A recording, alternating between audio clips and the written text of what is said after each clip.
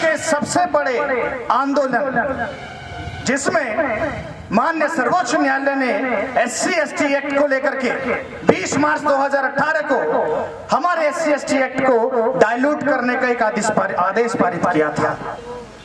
हापुड़ की धरती से ऐलान हुआ कि भारत बंद करने की तैयारी की जाए। पूरे विश्व ने, पूरे भारत ने, भारत के 16 स्टेटों ने, वहां के समस्त दलित समाज ने एकत्र होकर के उस बात को सराबोर तरीके से एक्सेप्ट किया और 2 अप्रैल को बहुत मजबूती के साथ में भारत बंद करने का काम किया। उसका परिणाम यह हुआ कि जो सरकार 9 महीने के आंदोलन से नहीं झुकी, जो सरकार किसी भी आंदोलन से नहीं झुकी, 8 घंटे के अंदर तुम्हारी ही यूनिटी ने, तुम्हारी एकता ने उस सरकार को घुटने के बल लाने का काम किया। अध्यादेश लेकर के आए, धारा 18 जोड़ी, SC/ST एक्ट को बहुत मजबूत करने का काम किया, जो हमारे समाज में एक रक्षा कवच बनाने की, एक रक्षा कवच कहने की और समझने की बात होती है। मेरे साथियों, आपने वो क्रांतिकारी, आपने वो क्रांति, वो चिंगारी मजबूती के साथ में लड़ तो ली। मेरठ से हमारे बीच का एक बच्चा हमें छोड़कर चला गया। मेरठ से एक बच्चा हमारे बीच से उस क्रांति में हमें छोड़कर चला गया। दर्द किसको हुआ? मेरी बात को बहुत ध्यान से सुनना। मैं भले ही आप लोगों का 2 मिनट बहुत ज्यादा लूंगा, मेरी बात को ध्यान से सुनना।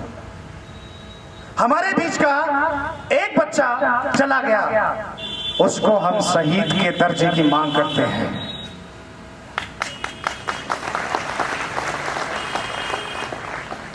स्टेटों से हमारे बीच से 11 से ज्यादा बच्चे हमारे बीच से चले गए। केवल श्रेणी दी गई 11 बच्चे या 13 बच्चे हमारे बीच से गए हैं।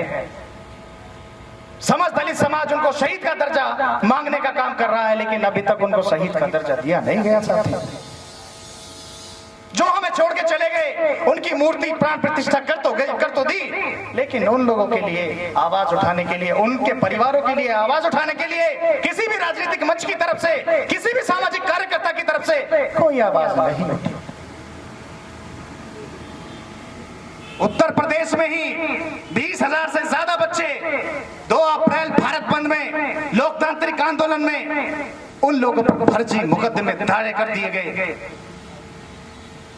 किसी समाज के किसी भी नुमाइंदे, किसी भी राजनीतिक दल के व्यक्ति को मैं समझता हूं कि वो दर्द नहीं है। आज 3-3.5 साल हो गए, लेकिन वो क्रांति की बात तो करते हैं कि 2 अप्रैल हम लोगों ने किया था, हम लोगों ने 2 अप्रैल किया था, हम लोगों ने भारत बंद किया था। लेकिन उस दर्द में जो हमारे बच्चे पीड़ित हुए, हमारे बच्चों के परिवार पीड़ित हुए, जो हमारे लोग हमें छोड़ करके चले गए, उन लोगों के लिए क्या किया?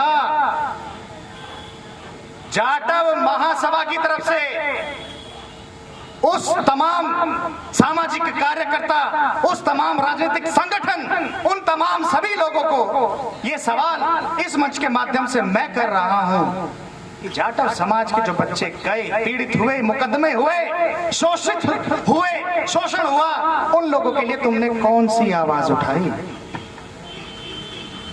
IS, BCS, राजनीतिक दल, सामाजिक कार्यकर्ता, किन लोगों ने पत्र लिखे कि मुख्यमंत्री महोदय, जैसे आपने बिजनौर जैसे आपने मुजफ्फरनगर के केस जनहित में वापस लिए, जैसे अपने खुद के केस वापस लिए, जैसे आपने अपने लोगों के ऊपर केस वापस लिए। अरे दलित समाज हिंसक समाज नहीं है। दलित समाज तो बाबा साहब को मानने वाला समाज है। दलित समाज तो अपनी बात को संवैधानिक तरीके से कहने वाला समाज है। फिर आपने उनके मुकदमे वापस क्यों नहीं लिए? केवल उदाहरण और उत्तर एक ही आएगा। हमारे समाज में राजनीतिक व्यवस्था को लेकर के, सामाजिक व्यवस्था को लेकर के, मोहल्ले की व्यवस्था को लेकर के, शहर की व्यवस्था को लेकर के, जिले की व्यवस्था को लेकर के कहीं ना कहीं बाबा साहब के 3 मूल मंत्र, शिक्षित बनो, संगठित रहो, संघर्ष करो, कुछ चुनौती देते नजर आते हैं। और परिणाम स्वरूप विरोधी आपके ही बच्चों के भविष्य को खराब करने के लिए तत्पर खड़ा हो जाता है। भी कर देता है। वो हमारी बहन बेटी के साथ में कोई गलत कार्य हो जाता है, उसके लिए हम आवाज उठाने के लिए कोशिश ही नहीं करते, हमें उस लायक बनाने की चेष्टा भी कर देता है। लेकिन मजाल 1 लाख 2 लाख 3 लाख 20,000 25,000 पाने वाले मिशनरी, बाबा साहब का जय भीम करने वाले मिशनरी, उन लोगों के लिए एक पत्र तक लिखते हैं। परसों पत्र लेके आओ, पत्र तक भी लिखते हैं। ज्यादा बड़ी बात नहीं कहता।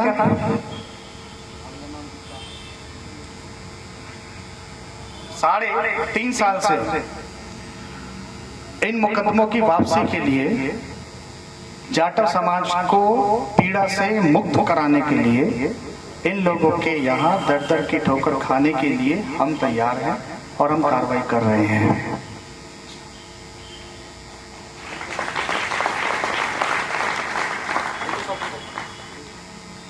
लेकिन बाबा साहब की बात करते हैं हम लोग, बाबा साहब की 22 प्रतिज्ञाओं की हम लोग बात करते हैं। हम बाबा साहब के 3 मूल मंत्र की बात करते हैं। पहले मैं आप ही लोगों से सवाल भी करूंगा और जवाब आप खुद ही देंगे। बाबा साहब का पहला मंत्र था शिक्षित बनो। हाथ उठा के कहिए, आप लोगों में से पढ़े लिखे कितने लोग हैं? पढ़े लिखे कितने लोग हैं? भाई साहब आप हाथ नहीं खड़े कर रहे, आप पढ़े लिखे नहीं है क्या? मैं समझता हूं कि 100%। तालियां बजाइए। इनके संकल्प को आपने पूरा किया, जाटव समाज ने पूरा किया।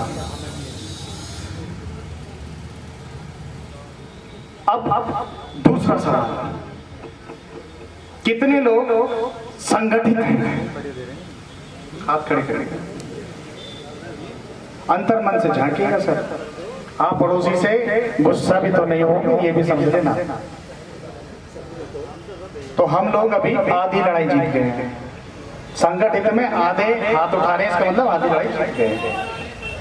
बाबा साहब के 3 मूल मंत्र, शिक्षित बनो, संगठित रहो, संघर्ष करो, इन 3 मूल मंत्रों को यदि जाटव समाज या कोई भी समाज अपने अंदर अभिभूत कर लेता है तो डेफिनेटली मैं कह सकता हूं कि वो किसी भी रूप में, किसी भी शोषण से, किसी भी आकृति से, किसी भी तैयारी से बचा रहे। वो समाज definitely IAS, PCS, doctor, engineer, actor, singer, राजनेता, CM, मुख्यमंत्री, प्रधानमंत्री, राष्ट्रपति 100% दे सकता है यदि बाबा साहब के 3 मूल मंत्र स्वीकार कर ले। शिक्षित बनो, संगठित रहो, संघर्ष करो। संगठित रहने के लिए हम लोग लगातार प्रयास कर रहे हैं, संगठित रहने के लिए लगातार प्रयास कर रहे हैं, लेकिन कहीं ना कहीं दलों में बट जाते हैं, ग्रुपों में बट जाते हैं, व्यवस्था नहीं होती है।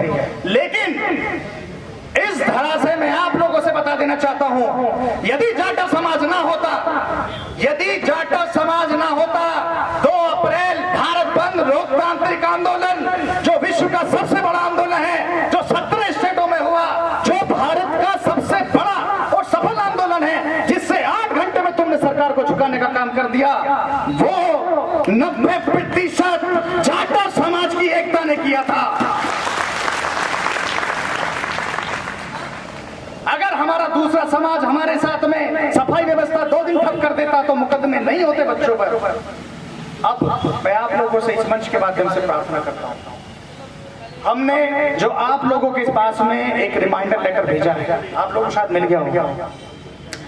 यदि आप बाबा साहब की बात को मानते हैं, समाज की एकता को मानते हैं, समाज के बच्चों पर केस हुई पीड़ा को मानते हैं, आपसे जुड़े हुए संगठन जितने भी हैं, उन सभी लोगों से एक लेटर मुख्यमंत्री के नाम में जो ड्राफ्ट इसमें दिया गया है लिखा करके, सिग्नेचर करके उनको या तो डाक से या मेल से उनके पास भेजिए। हम जानते हैं सड़क पे उतरने की हिम्मत सरकार ने हम लोगों में अभी थोड़ी सी नहीं छोड़ी, लेकिन इतना भी पानी नहीं भरा है कि हम इस काम को ना कर सके। हम शुरुआत कर रहे हैं पत्रों से, हम शुरुआत कर रहे हैं पत्रों से, फिर हम शुरुआत करेंगे जो जनप्रतिनिधि हैं घेरने से, उसके बाद में हम ऐलान करेंगे जो बंदा, जो पार्टी 2 अप्रैल के बच्चों पर फर्जी मुकदमे वापस करेगी, हम उसको सपोर्ट करेंगे। अगर आप चाहते हैं गरीब हर वंचित इंसान की आवाज आप तक पहुंचे तो हमारे चैनल को सब्सक्राइब करें और बेल आइकन का बटन दबाना ना भूलें। देखते रहिए बहुजन हलचल न्यूज।